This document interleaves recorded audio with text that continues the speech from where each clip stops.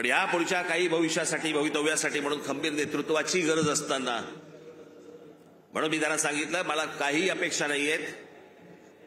महाराष्ट्र नवनिर्माण सेना, भारतीय जनता पक्ष, शिवसेना आणि एनसीपी, परंतु फक्त नरेंद्र मोदींसाठी बिनशर्त पाठिंबा देत आहे हे मी आज आपल्या समोर सगळ्यांसमोर जाहीर करतो।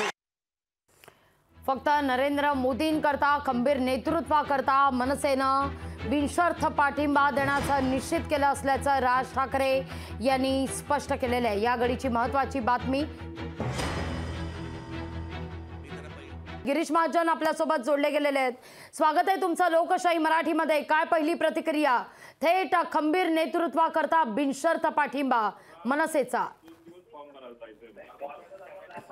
हॅलो महाजन साहेब, तुमचा आवाज पोहोचतोय। हो हो हो हो नाही, खरं म्हणजे राज साहेबांच्या दिशे मनापासून आभार की त्यांनी बिनशर्त पाठिंबा महायुतीला त्याकडे दिलेला आहे। आणि खरं जे सगळ्यांना भीती होती किंवा मतांचं विभाजन होईल, कारण आम्ही समविचारी आहोत, एकाच मताचे आम्ही आहोत, आमचं शेवटी ध्येय एक आहे।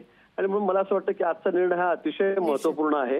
त्यांचाही वरती केंद्रीय नेतृत्वावर विश्वास आहे, आमच्या मोदीजींवर विश्वास आहे। आणि त्यांनी म्हटलं की मतांचं विभाजन होऊ नये, तर 500-500, 1000-1000, 200-200 मतांनी सुद्धा जागा पडलेल्या आपण बघितलेल्या आहेत देशाच्या इतिहासामध्ये, मागे पुढे लोकसभेला असतील, विधानसभेला असतील। आणि म्हणून त्यांनी जो आज निर्णय घेतलेला आहे हा खरं अतिशय म्हणजे मोठा निर्णय आहे। आणि म्हणून त्यांचे मानावे तेवढे आभार कमी आहेत। निश्चित। धन्यवाद महाजन साहेब, आमच्याशी संवाद साधला त्याबद्दल।